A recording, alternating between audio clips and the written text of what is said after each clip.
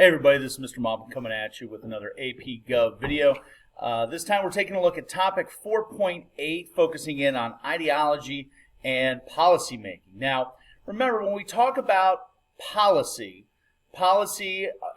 is basically the actions that the government takes to solve problems in society. It might be policy to try to address climate change. It might be policy to address immigration issues. It might be policy to address foreign policy issues, or to address things like, say, the Ukrainian crisis in Russia at the moment. Basically it's actions of government to try to solve a problem. And so we're going to be taking a look first at the things that are going to influence the policy that government creates. Sometimes you hear it called public policy. It's the same thing. So one of the things that's going to be affecting the policy crafting is what we call majoritarianism. And as the name implies, majoritarianism is basically the idea that you should be, as a government, creating policies that are in line with what the majority of the people want. It makes a lot of sense to the vast majority of people. Most people subscribe to the idea of majority rules. That tends to be the backbone of a democracy, especially a direct democracy. And so the idea is, all right, what do the people want, and do what the people want to address a particular issue. And so the question then becomes, okay, how does government realize what the people want? Well, some of it is already addressed in terms of who's already elected into office. So a lot of members of Congress are already there because their constituents, the people, the majority of them, have faith and confidence that this person knows what they want done. Now, in addition to that, you also have polling that may be done. You have members of Congress showing up at town hall events, for example, where people voice their concerns. A lot of folks will send emails or write letters and things like that, so that members of Congress have an idea of what most of their constituents want. Now, sometimes you see majoritarianism influence policymaking done by bypassing the legislature, for example. Now, this is done through a process known as a referendum. A referendum is where a particular bill is created, in essence policy, is crafted by the public, and is, through a process of getting enough signatures on a petition, put on a ballot so that the actual citizens themselves will vote to decide whether or not that becomes law. Now, there are no national referendums in this country. Other countries do, but here in America we do not have any federal referendums. That's not possible, but they do exist in certain states and certain localities. For example, here in Ohio, we do have referendum power. The fact that we have casino gambling in Ohio is the result of a referendum. A little over 15 years ago, citizens voted directly on whether or not to legalize casino gambling, and it's been that way ever since.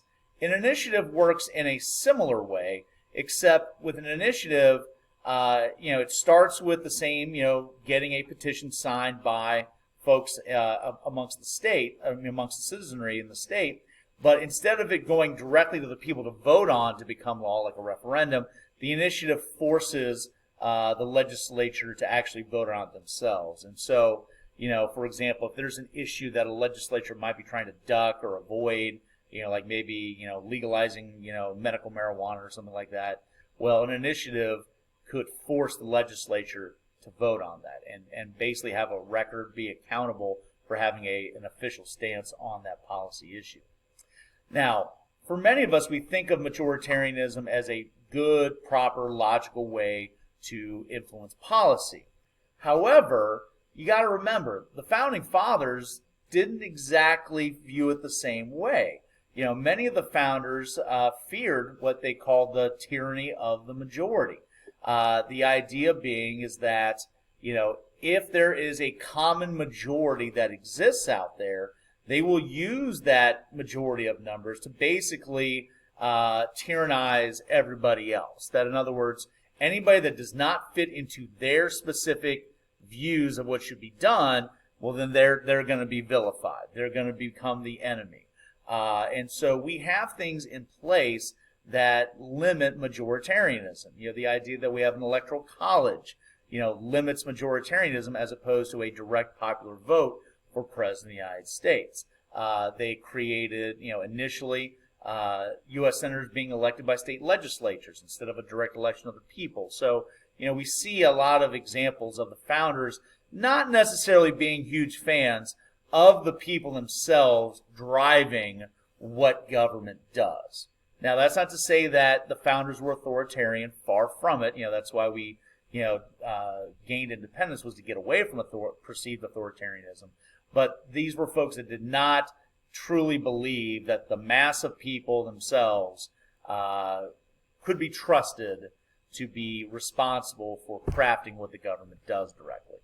Of course, also there's the concern of factionalism, the idea of that people are going to be working in, a sense of working together as a group, be it, say a majority group, a majority faction, that is going to be crafting policy that only benefits them at the expense of others and arguably at the expense of the nation as a whole. So there's a concern about that still to this day. The idea being is that can you trust the people to promote policy that is beyond their own self-interest? So there's concerns about that.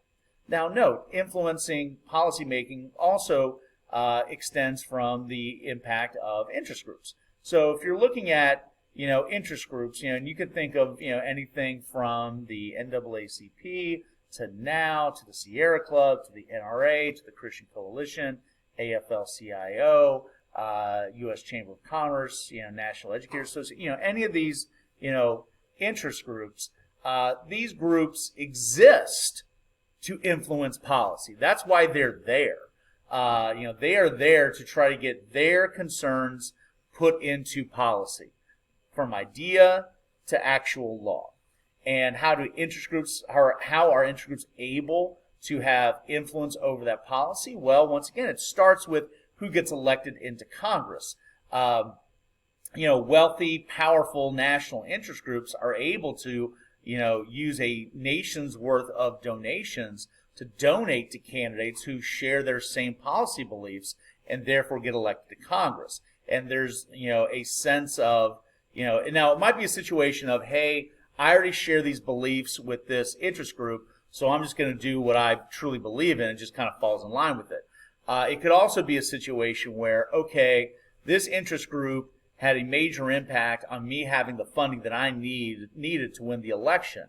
And maybe I'm not passionate about this issue per se that this interest group's concerned about, but I will make it a priority given that this group has helped me get elected and they seem to be representing at least a significant portion of my constituency if I am that elected member of Congress. Now, also keep in mind, as we mentioned before, interest groups also play a role in policymaking when during the committee process there are hearings that are done and members of that committee want to hear from experts in terms of the possible implications of creating or opposing such and such policy. Remember, policy comes in the form of laws in many respects.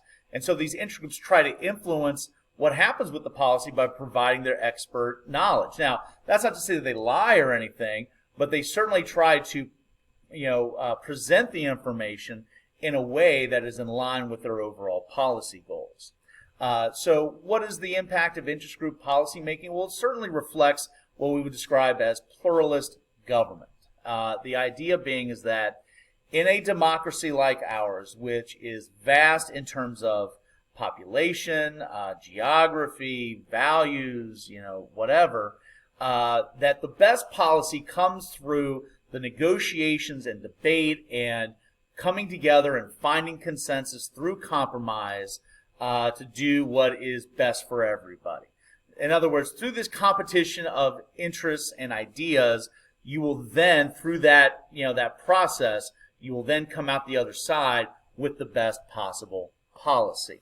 And then just on the whole, you want to kind of keep in mind that, when policy is being crafted, one of the things that government has to keep in mind is, the concern about, how does this policy balance the prevailing and at times conflicting values of protecting individual freedom, but at the same time, though, providing stability and social order. So in other words, you don't want to craft policy that is just trashing personal freedom, and at the same time, you don't want to craft policy that just trashes security and order. So you want to find something that's able to achieve your goals without really hurting either of these two values that commonly come into conflict. Okay? All right, I think we're going to leave it there for right now. When we come back, we'll take a look at the actual policy crafting and formulation process. Okay? We'll see you next time. Bye-bye.